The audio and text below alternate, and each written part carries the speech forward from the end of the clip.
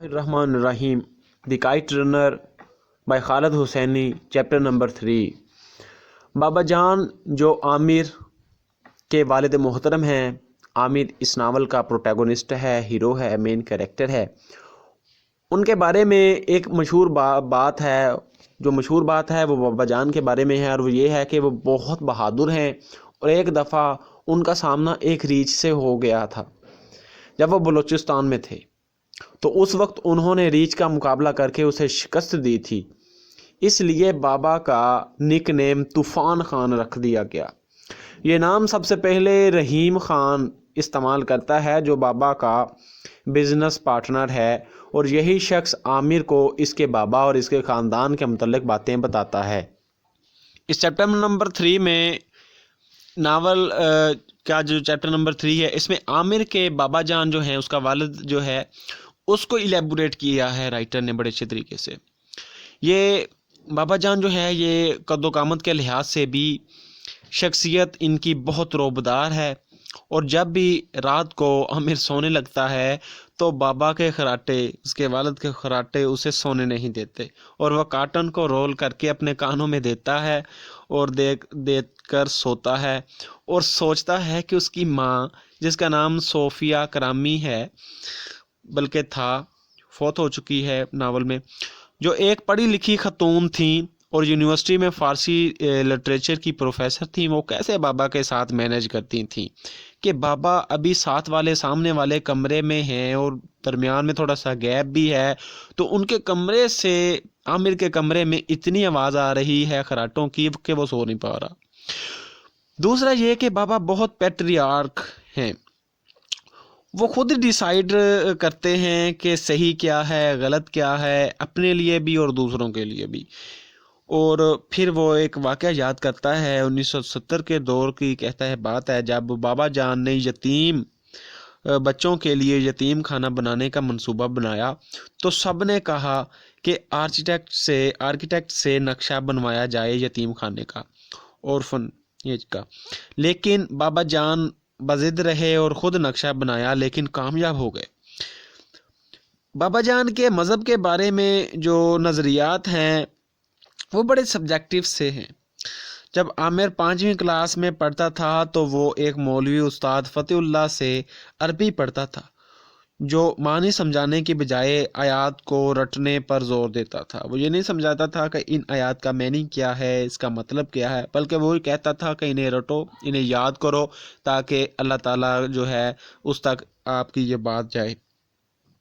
اور اسے یہ بھی بتاتا ہے کہ ڈرنکنگ کرنا جو ہے وہ حرام ہے اسلام میں، اور یہ بہت بڑا گناہ بھی ہے۔ لیکن ان دنوں کابل میں ڈرنکنگ والا کام عام تھا، اور ایک دفعہ عامر اپنے بابا کے پاس گیا جب وہ وسکی پی رہے تھے، تو انہیں کہا کہ مولوی صاحب تو کہتے ہیں کہ ڈرنکنگ کرنا گناہ ہے۔ تو بابا نے آگے سے جواب دیتے ہیں اور کہتے ہیں کہ مولویوں کو تسبیح کے دانے گننے اور بغیر معنی کے آیات رٹنے کے سوا اور کوئی کام نہیں ہوتا، اور یہ بے وقوف لوگ ہوتے ہیں۔ مزید بابا یہ کہتا ہے کہ گناہ صرف ایک ہی ہے، اور وہ ہے چوری، باقی سب اس کی حالتیں ہیں۔ جب آپ کسی کو قتل کرتے ہیں تو آپ اس شخص کی زندگی اس سے چھین لیتے ہیں، اس کی بیوی سے اس کا شوہر چوری کر لیتے ہیں۔ جب آپ جھوٹ بولتے ہیں تو آپ دوسرے فرد سے حقیقت کو جاننے کا حق چھین لیتے ہیں۔ اس طرح گناہ صرف چوری ہے۔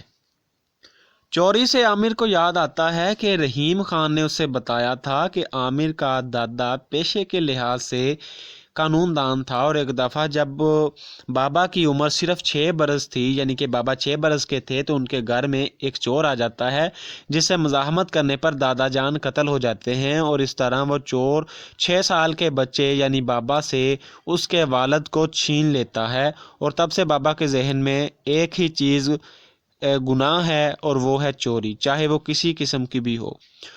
اس کے بعد بابا نے محنت کی اور ایک کامیاب بزنس مین بنے۔ بابا کا کلین ایکسپورٹ کا کاروبار تھا، اور ان کی ملکیت میں 2 ڈسپینسریز، ایک ریسٹورنٹ تھا، اور انہوں نے خود کو ایک امیر ترین شخص بنا کر خود کو ثابت کر دیا۔ حالانکہ لوگ کہتے تھے کہ